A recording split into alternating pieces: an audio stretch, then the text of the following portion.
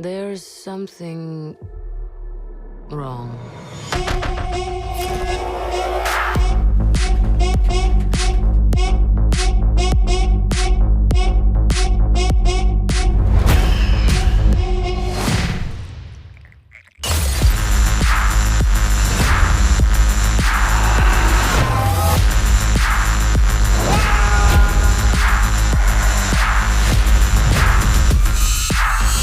The Avengers are not coming.